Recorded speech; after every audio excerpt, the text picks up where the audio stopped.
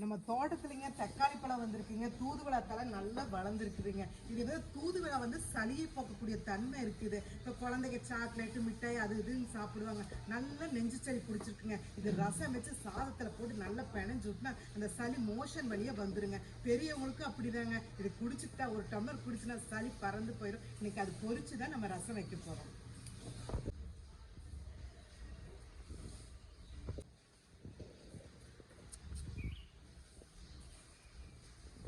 ரெண்டு புளிஞ்சுட்டங்க, நல்லா செடி பாருங்க, நல்லா வளர்ந்துருச்சு, பழமும் பழுத்துருச்சுங்க, நிறைய பூவும் விட்டுருக்குது. நம்ம வந்து இன்னைக்கு இதை பொறிச்சு தாங்க இன்னைக்கு வந்து தூதுவளாவும் இது போட்டு தான் ரசம் வைக்க போகிறோம்.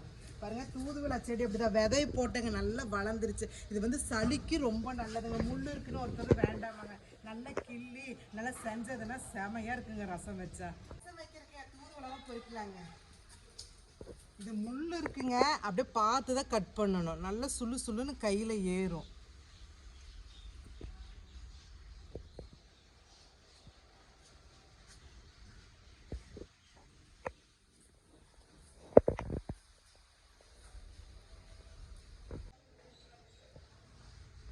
தக்காளி பழத்தை அப்படியே பொரிச்சுக்கலாங்க ரசத்துக்கு.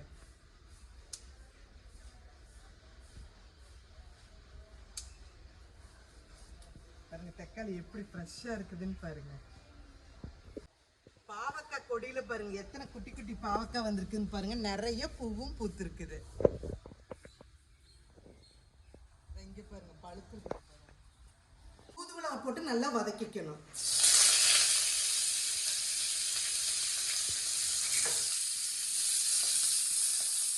ஸ்பூன் சீரகம். ரசத்துக்கு வந்துங்க சீரகம் சேர்த்துறப்போ உடம்ப வந்து நம்ம சீராக்குங்க. சீரகம் ரொம்ப நல்லது, அதனால கொஞ்சம் அதிகமாகவே நான் சேர்த்திருக்கிறேன். ஒரு ஸ்பூனுங்க. மிளகு வந்து சளிக்கு நல்லதுங்க. நம்ம ரசத்தோட சாப்பிட்றப்போ சளி வந்து நிவாரணமாகும். கொத்தமல்லி ஒரு ஸ்பூனுங்க. கொத்தமல்லி நம்மளுக்கு எதிர்ப்பு சக்தி கிடைக்கிறதுனால நம்ம கொத்தமல்லி கொஞ்சம் ஆட் பண்ணிக்கணும் ரசத்துக்கு. வதக்கிட்டுங்க, நல்லா மிக்சியில் நைஸாக அரைச்சி எடுத்துக்கணும்.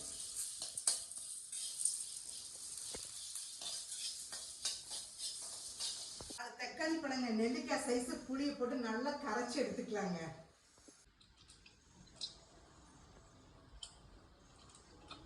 அளவு உப்பு போட்டுங்க, நல்லா கை விட்டு நல்லா பிணைஞ்சிக்கணுங்க. எண்ணெய் ஊற்றி தான் நம்ம தாளிக்க போகிறோம்.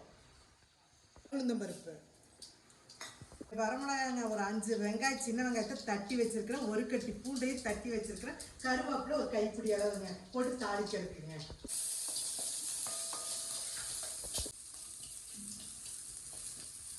ஃபர்ஸ்ட்டுக்கு எதுக்கு தெரியுமா தேங்காய் எண்ணெய் ஊற்றி தாளிக்கிறோம், டேஸ்ட்டு நல்லா இருக்குங்க. ரெண்டாவது இந்த சளியை நிவாரணம் பண்ணக்கூடிய தன்மை தேங்காய் எண்ணெய்க்கு இருக்குது, அதனால ரசத்துக்கு தேங்காய் எண்ணெய் ஊற்றி இருக்கிறேன். வச்ச தூதுவளை சீரக மிளகையும் போட்டு ஒரு வதக்கலாங்க.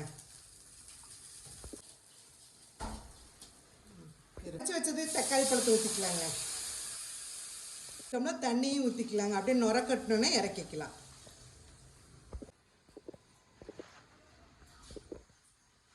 மஞ்சத்தூள்,